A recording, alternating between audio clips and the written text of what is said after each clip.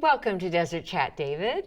Thank you, Sandy. It's nice to be here with you. You know, you're our first appraiser really that can give us some great ideas. We've had realtors on, we've talked about this market, which is a little volatile, and you said you've been in the business a long time. I was first licensed in 1991 as a real estate agent, in 92 as a appraiser. Wow. So that's a big deal, because if you want to sell your home and you want it appraised correctly, I understand you've got some really good tips on how to do that. Well, what I would tell anyone is make sure the health and safety issues are taken care of. If the swimming pool is empty, make sure there's water in it. Make sure your water heater is double strapped.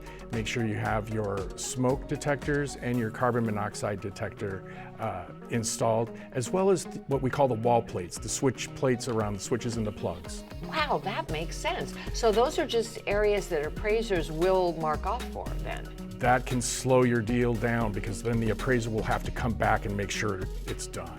That's a really, really good tips. And then what about the fact that so many of us are now going online? It seems to be so easy to scroll through our phones and look at properties. Do you recommend that? I think shopping for a home online and shortlisting the number of properties that you want to see is a good idea. Going to the listing agent directly thinking that maybe you can cut some sort of a deal, you might be doing yourself a disservice because they already have a fiduciary relationship with the seller. Okay, that makes sense. Because I understand that commission kind of area does get a little gray. You know, they'll say, well, come to me and I'll cut it, or come to me and I'll make sure you get a better deal. How can we believe what's ethical and what's not? Well, I would just say that if you already have a relationship with the seller, it's difficult to have a fiduciary relationship with the buyer as well and try to manage that process. So in general, this market, you're saying it's good to sell, it's good to buy. Palm Springs is always a good investment.